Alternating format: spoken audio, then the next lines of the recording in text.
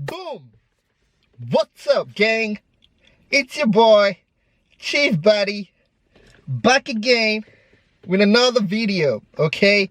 Like I promised, I was gonna make a part 2 of this particular video.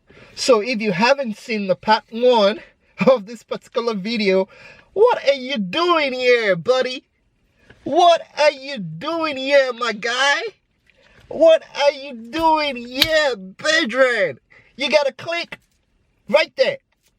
Right there. It should probably right there or right there. Right now. Click on that, man. Go watch the part 1 first before coming over here and watching the part 2, okay? So, this is the part 2 of the 10 detailed things that you need to know before coming to Canada from an African man, an African brother. You get me? Yes, sir. Okay. So I'm just gonna jump straight into this video. At number 5, okay, we have driver's license. Yeah, everybody needs a driver's license. Do you need a driver's license as soon as you come to Canada? No. You need a driver's license at some point in your life in Canada. You do need to get yourself a driver's license because you do need some sort of identification. You need to be able to identify yourself one way or the other. And with your driver's license, you're gonna need it pretty much for your social life. Okay, so you want to go clubbing, you want to go to the bar, you want to have a drink, and I don't want you to be walking around with your passport in your bag, because I did that for I think my first 2 years in Canada. I was walking around with my passport in my bag, just in case I need to identify myself or I need to show an identification to pick up a mail or whatever. Getting at with credit cards is because you need to build your credit. Okay. Credit is so important than money, having physical cash on you, because with your credit score, people that want to lend you money, like the banks, or let's say you want to buy a car and you want to finance it, those people that are going to lend you money for you to be able to own that car need to see that you're good with money. So they want to see your credit. They want to see your credit report. They want to see your credit file. They want to know, oh, is this guy able to pay for this? Has he been paying for his phone bills? Has he been paying for, has he been paying his bills on time? They just want to know, have you been paying your bills on time? If they see a record that, yeah, this guy is really good with money, let's say your credit score is 528. I'm using 528 because at some point in Canada, my credit score was 528. Yes, that is bad. That is a bad credit score, okay? So you don't want to be like me. Please don't make the same mistakes I made. That's why I'm making this video for you, okay? So you need to get yourself a credit card in order to build yourself a good credit score, okay? The better your credit score is, the more advantages you have in getting things that you want to get that is too expensive for you, that you can't pay for in full. Okay, so again, back to the car dealership thing. Let's say you go to the car dealership, you want to buy a car. They want to see your credit score. If your credit score ain't good, the bank is not going to offer you that loan, buddy. I am so sorry to break it down to you. If your credit score ain't good enough, my guy, the bank is not giving you nada. So that your credit score is good, anywhere between 700 and above. That way, when you go get your car, or when you trying to apply for a mortgage or whatever you want to do, okay, that you can't pay off in full, when the banks and the lenders, when they see your credit report and they say, oh, this guy paid his phone bills on time, he paid his rent on time, he paid his mortgage on time, he paid his car payments on time, things like that. It would make your life a lot more. At number 3, food. Yeah, I have to put food here. I am sorry. I have to put food here. Okay, numbers. Think about it. You are so accustomed to eating a certain type of food back home, right? And then you come over here and then the food is like mashed potatoes and gravy and steak and all that fun stuff, and you're like, Holy Mary, Mother of God, what is this? You'll get used to it. You'll be alright. You'll be alright. You're tough, right? Hey, yo, hey, niggas get shot every day, B. You be alright, nigga. You tough, right? You'll be alright. You get used to it.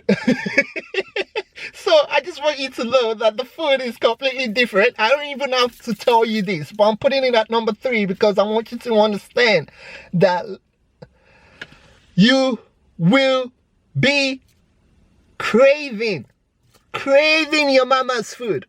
Okay, you will be craving that original, authentic African food, wherever in Africa you're from, or Europe, or wherever. You will be craving that. So I want you to understand that, yeah, it's not gonna be easy at all. So just take your time. Most of the time, if you're in a very, very big city like Toronto, you would be able to find a couple of African restaurants where you can, you know, buy stuff from, you know, buy your food from, you know. So it's advisable for you to also learn how to cook. Yeah, this is the point I was getting to. You need to learn how to cook. Huh, brother. I'm talking to the brothers here, okay? Huh, listen, before I left home, in 2007 or 8, before I left home, I didn't know how to cook that well. I could make a couple of things, you get me, you know. I could figure my way around stuff, you know. Boy, if you don't get... But when I got here, I realized, oh snap, I should have listened to mama, you know. I should have listened. I should have learned how to make that, you know, that pounded yam, that egusi soup, those stuff that you really love the most, right? But I can tell you right now, I know how to make those things. So the reason why I'm saying this is, is because I want you to learn how to cook. Please learn how to cook before you come to Canada. Just in case you can't get jiggy, you know, you can't get jiggy with this. What is this? Huh? This is whack. I can't get jiggy with this shit. You know, you can't get jiggy with this food, you know. Just in case you can't get jiggy with it, make your own food. Okay, so that's what I do now, okay? I mean, I can get jiggy with it because I'm used to it now, but like, if not because of COVID, which is like a blessing to me, I probably wouldn't have learned how to cook this well right now.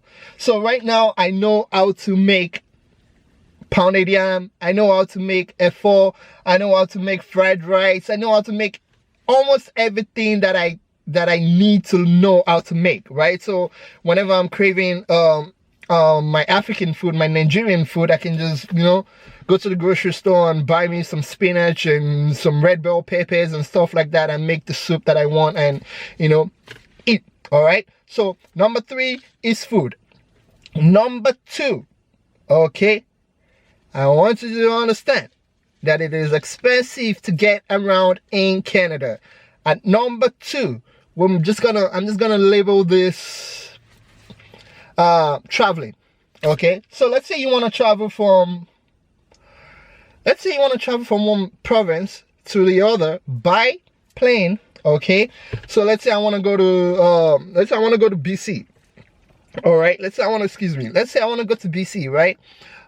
It's more expensive for me to get a flight from Toronto to BC than it is for me to get a flight from Toronto to like maybe Jamaica or something. It's so expensive for you to fly within Canada. Domestic traveling is a lot more expensive than international traveling, okay? So domestic traveling, international traveling by plane, do that, okay? That's what you need to do, okay? So I want you to understand that traveling and, you know, hopping on a plane because you want to go to another province in Canada, don't do it, buddy. Nope, don't do it.